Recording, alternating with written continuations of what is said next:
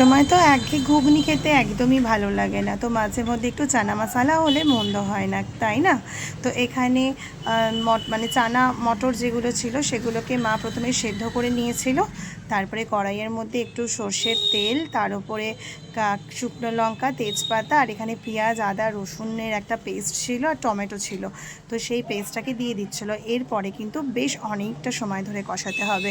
তো চানা মশলা এখানে যেটা নর্মালি করা হয়েছিল, মানে পেঁয়াজ রসুন দিয়ে, কিন্তু এই চানা মশলাটা কিন্তু খুব ভালো লাগবে তোমার কিমা যেগুলো আছে, মাটন কিমা, সেটা দিয়েও কিন্তু খুব ভালো লাগবে।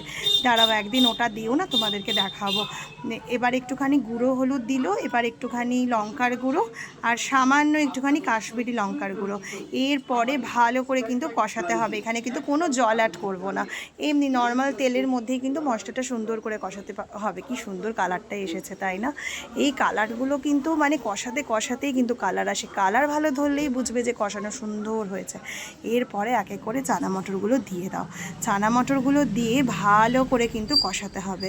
এই চানা মশলা না মানে বেশ মানে বাসি, মানে পরের দিনের গরম করে খেতেও কিন্তু খুব ভাল লাগে। মানে একদম মানে যেদিনকে তো বানালে একটুখানি যদি বেঁচে যায়, তো ফ্রিজে রেখে দিলে পরের দিন দেখবে রুটি টুটির সাথে, লুচি টুচির সাথেও খেতে খুব ভাল লাগে এই চানা মটরগুলো। আর লোকজন আসলেও না, মানে লুচি আর চানা মশলা হলে কি মানে লোকজনকে একটা খুব সুন্দর একটা ভাবে খাবার পরিবেশন করাও যায়। এখানে কিন্তু একটুখানি ভাজা মশলা দিয়ে দিয়েছিল। ভাজা মশলাটা দিয়ে তারপরে কিন্তু সুন্দর করে কিন্তু বেশ অনেকটা সময় ধরে কিন্তু কষাবে। প্রথমে কিন্তু মটরটা কিন্তু মানে পুরোটাই মানে প্রায় 80% কিন্তু কুকারে কিন্তু সেদ্ধ করে নেওয়া হয়েছিল। তারপরে ভালো করে কষাতে কষাতে সুন্দরভাবে যখন তেল ছেড়ে আসবে, এরপরে অ্যাড করবে একটু সোয়া সস আর একটুখানি টমেটো সস।